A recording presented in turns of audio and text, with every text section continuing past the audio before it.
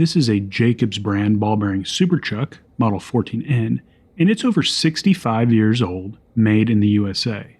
And this is a Jacobs brand ball bearing super chuck, also a model 14N that's brand new, now made in China. So what changed? We're going to test their accuracy, take them apart to compare how they're machined, and see what we're getting for our money now compared to the good old days. And while we're at it, we'll find yet another case of misleading or flat out false advertising from one of these super cheap chucks. Real Jacobs chucks are expensive.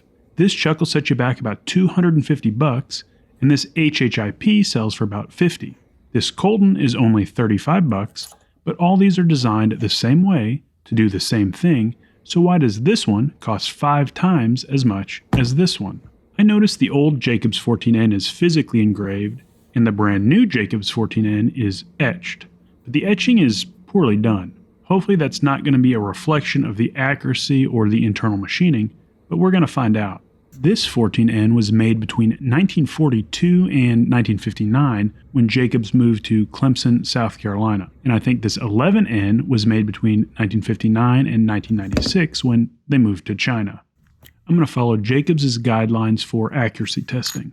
We'll take 3 measurements on a 1/4-inch gauge pin about an inch below the jaws, and I'll rotate the pin 120 degrees between measurements. First things first, this is not one of the chucks we'll be testing in this video, but I'll use it to demonstrate the accuracy that a good chuck is capable of achieving. This Vertex chuck performed the best in my last comparison video. For reference, the inspect tolerance is 3/1000ths at half capacity, and this doesn't even register on this 1/1000th dial indicator. Not even a twitch. As Mr. Project Farm would say, very impressive. Alright, first up is the old Hartford, Connecticut Jacobs 14N, made in the USA. Just under 2 thou for the first pin position. Well under 1 thou for the second pin position, and about 2 thou for the third pin position. Now we'll test the new Jacobs 14N, made in China. About 2 thou at the first pin position, about 2.5 thou at the second pin position, and about 2 thou at the third pin position. Next, we'll test this cheap HHIP ball bearing chuck that was also made in China.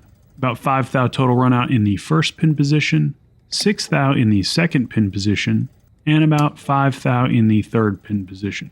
That's not great, but we'll see if it can compete with the expensive chucks after servicing. Now we'll test the 11N made in the USA chuck that I think may have been made in Clemson, South Carolina.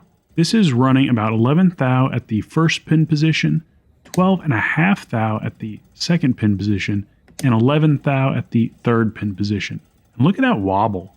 We can see the accuracy is way out of spec and something is seriously wrong with this chuck.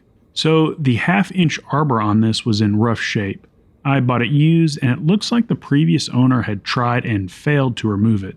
So I wanted to replace it and see if that would correct the issue. I ended up having to cut the old arbor down. I drilled and tapped the end and then used my wedges in the hydraulic press to extract it from the chuck. Then I installed a new Schar's 2JT to R8 arbor. I've had great luck with Schar's arbors, and that zero runout Vertex chuck we saw earlier is also on a Schar's arbor.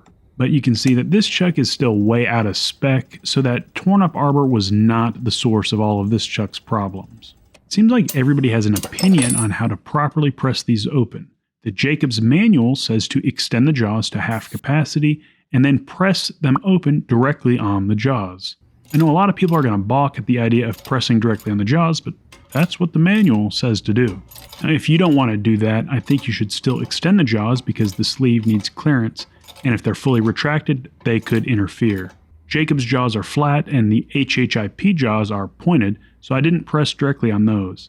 I know some people prefer to put something between the jaws and the ram, like this. When I opened up the Colton, I discovered that it didn't have any balls, despite being marketed as a ball-bearing drill chuck. You can see the internal ball bearings on this HHIP chuck, and their conspicuous absence on the Colton. Now, I already did a video about a ball-bearing chuck with no balls, and I'm not interested in a sequel, so I'm sending this one back. Buyer beware. Now, I wanted to achieve the best accuracy possible, so I spent a couple hours cleaning up the remaining chucks.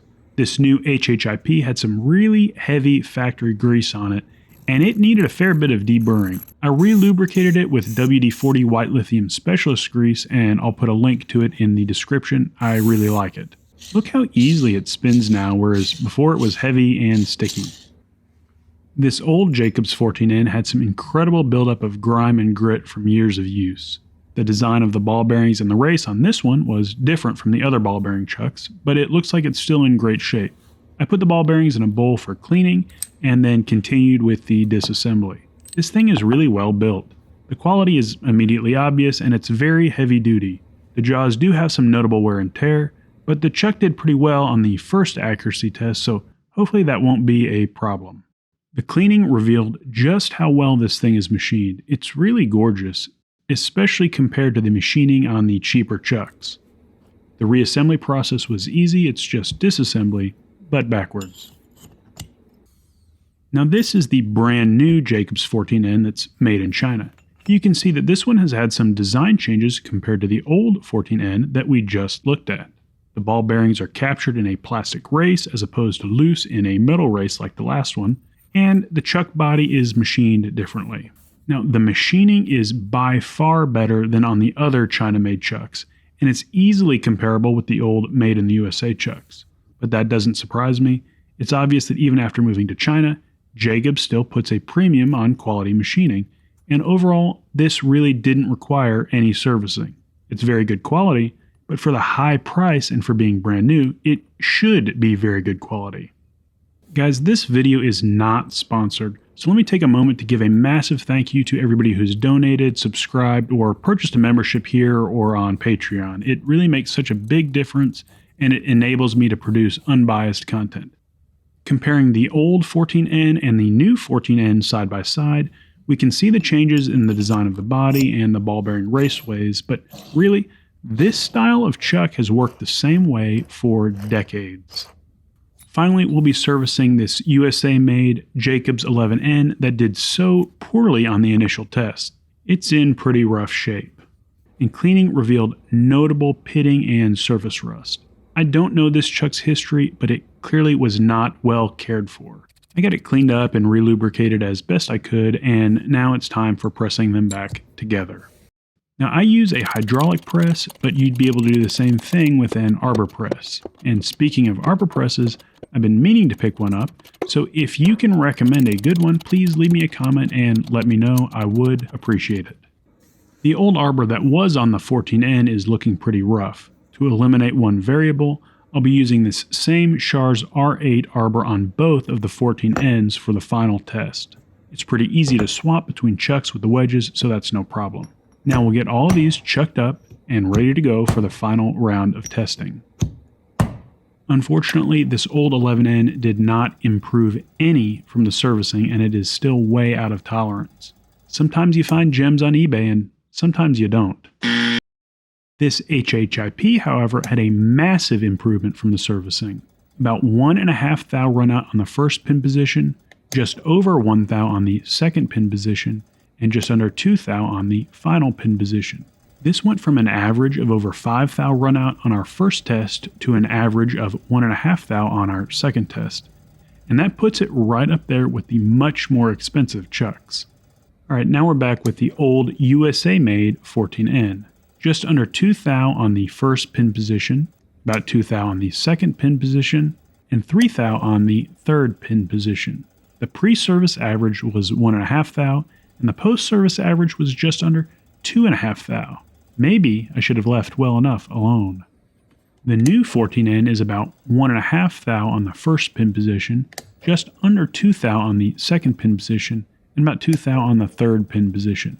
That's almost identical to the first test where it averaged just over 2 thou.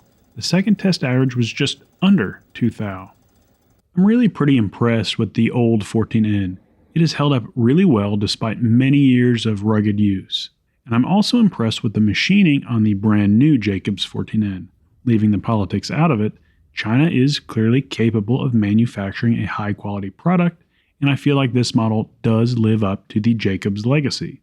But is a brand new Jacobs chuck worth 5 times as much as this cheap HHIP? That is hard to say. What's not hard to say is that a vintage Jacobs Super Chuck is really nice to have in the shop. even if I can't leave well enough alone.